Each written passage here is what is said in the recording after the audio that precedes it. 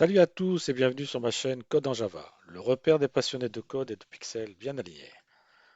Dans cette nouvelle vidéo du carnet de contact, nous allons professionnaliser notre module de chiffrement en mettant en place une exception personnalisée, que je vais nommer par exemple Crypto Exception. Jusqu'à présent, nos classes comme César Cipher Service géraient les erreurs de manière basique ou parfois implicite. Il est temps d'introduire une gestion d'erreurs propre, cohérente et orientée métier. Donc je vais retourner sur Eclipse. Voilà. Donc toujours dans mon package de crypto, je vais donc ajouter une nouvelle classe. Celle-ci, je vais l'appeler Crypto Exception. Et je vais dire qu'elle hérite de runtime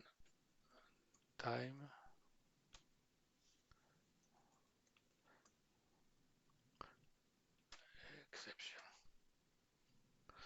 Je vais voir si. Donc runtime exception. Voilà, donc elle va hériter de cette classe.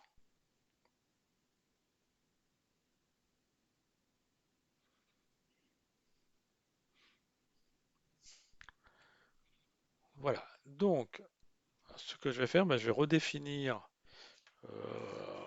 deux constructeurs. Donc je vais faire un premier constructeur.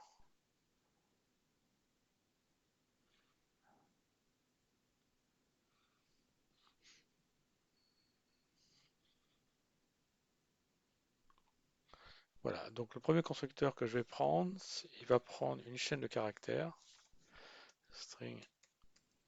Donc c'est le message que je souhaite envoyer à l'écran. Et je vais faire appel au constructeur de runtime exception, le constructeur qui prend le paramètre string. Voilà.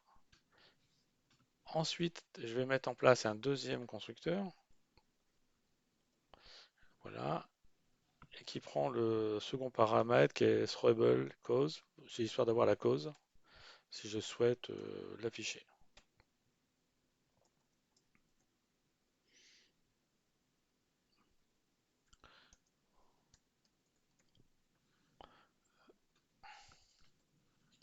Voilà. Et là, je lui passe la cause. Donc voilà. Donc là, ici, je viens donc de réaliser ceci. Je vais lui ajouter un identifiant unique. Voilà.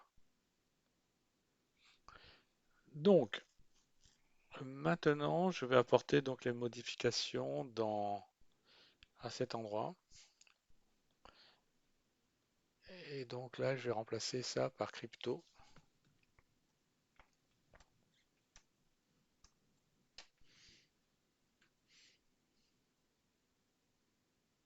Ah, j'avais ici un petit souci. Je dois les rendre publics quand même, hein. Ça, c'est le générateur avec source. Il m'a généré automatiquement avec l'attribut private. Donc, je le remets public, hein.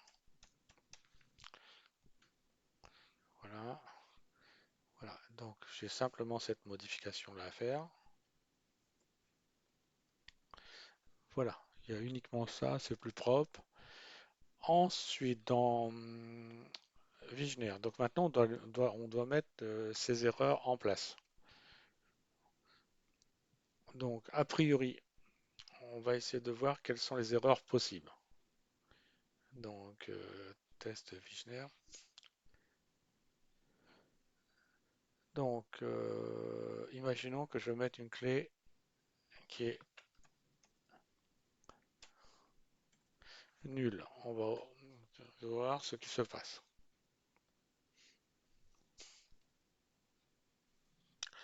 Donc là, il me dit que la clé ne peut pas être nulle. Très bien. Donc, on va intégrer ce message-là. On va vérifier si dans... Donc là, on avait déjà prévu ce cas-là. Donc, on va le récupérer.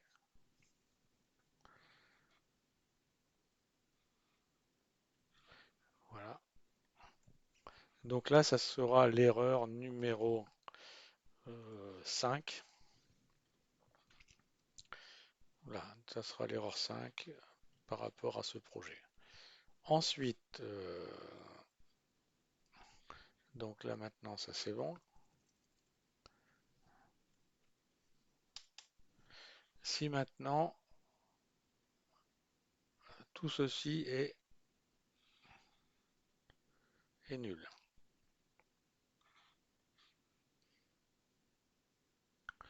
Euh, Ce que je vais faire pour éviter, ce sera plus simple, je vais faire message. Voilà. Encore une fois, le message ne peut pas être nul, donc on peut récupérer la même gestion d'erreur que celui-ci.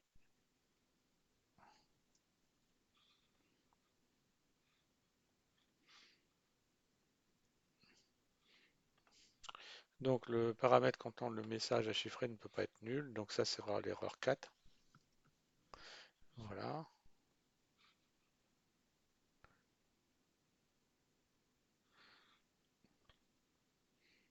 Et je pense qu'il n'y a pas d'autre erreur possible concernant cette situation-là. Voilà, si maintenant à l'intérieur je mets un caractère qui n'existe pas, normalement on l'a anticipé. Alors, donc je vais mettre un caractère qui n'existe pas. Quel est le caractère que j'ai pris qui n'existe pas? Ce caractère-là, je ne l'ai pas pris.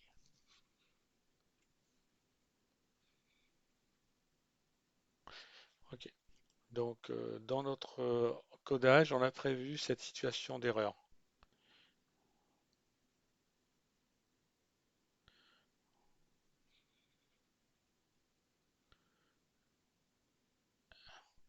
Par contre, que se passe-t-il? Voici ce qui se passe. Il a encrypté que ça.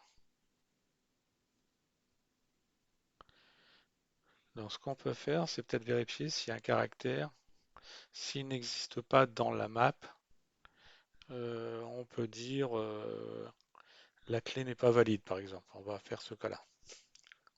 On va en faire en sorte qu'obliger l'utilisateur, celui qui va coder et créer et utiliser cette application, on l'informer qu'il est obligé d'utiliser un caractère qui appartient aux caractères qui ont été stockés dans la map. Donc on va aller ici.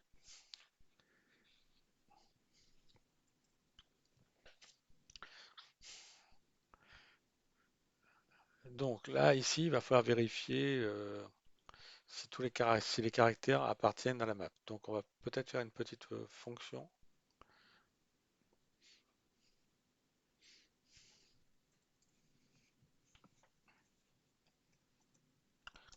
Ah, il va être booléen.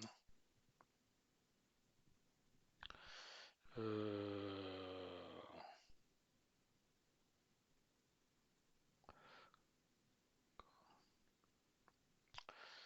code.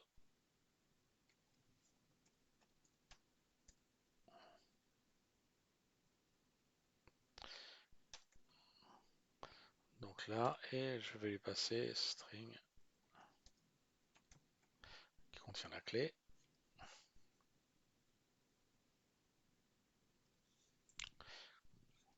Donc on va parcourir la chaîne de la clé. Parcourir la chaîne. Donc on va dire for int i égale 0 tant que i est inférieur à k. Voilà, i plus plus. Et on va tester, on va dire if. Donc on est sur.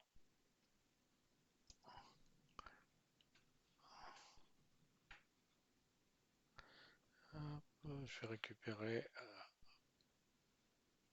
ceci.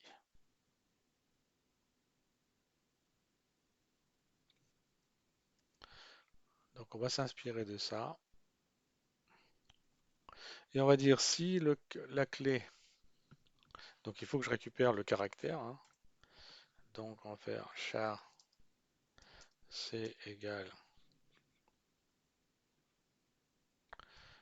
k point char at oui. Voilà. Et si ce caractère que je récupère n'appartient pas dans la map, donc c'est nul, donc je fais un return false. Voilà. Et lorsque j'aurai tout fini de balayer, si je rencontre aucun problème, je return true. Donc voilà. Donc maintenant, on va essayer de rajouter cette situation de test. On va dire if. Donc si on n'a pas, euh, je peux même remplacer ça par k plutôt. Voilà, if not k autorised, on va dire erreur numéro 6. Erreur 6. Utiliser donc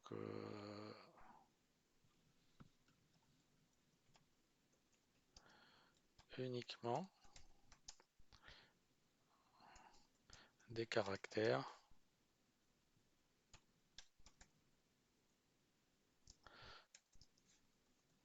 en se trouvant dans la map. Voir,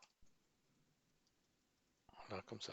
Comme c'est des messages qui normalement sont dédiés uniquement aux développeurs, donc ça veut dire que en amont, il faudra mettre en place un système qui permet de valider au moment de la création de la clé. Mais déjà ici, à ce niveau-là, on sécurise. Donc on va lancer.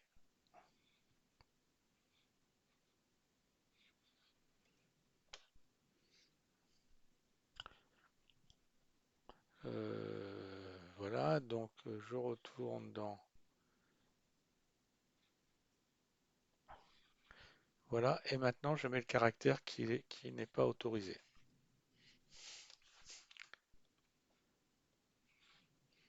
Là, erreur 6, utiliser uniquement des caractères se trouvant dans la map. Donc on anticipe bien et on gère ce problème. Voilà, donc ça fonctionne. Voilà, donc il faudra au moment de créer, si par exemple on demande à une personne de créer la clé de codage pour l'application originaire, on devra mettre en place une structure, une méthode demandant de entrer une clé qui accepte uniquement des caractères autorisés. Voilà, donc là je pense que je viens de finir ce que je souhaitais mettre en œuvre concernant la gestion des exceptions pour le module crypto. Voilà, donc voici ce que l'on a. Donc on pourra utiliser effectivement pour la suite ces exceptions concernant le module crypto.